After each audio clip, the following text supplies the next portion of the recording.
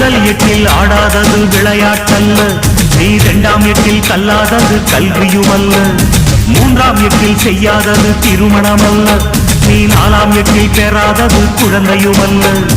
எட்டு எட்டா மனுஷ வாழ்வ பிரிச்சுக்க, எட்டு எட்டா மனுஷ வாழ்வ பிரிச்சுக்க, நீ எந்த எட்டில் இப்ப இருக்க நினைச்சுக்க.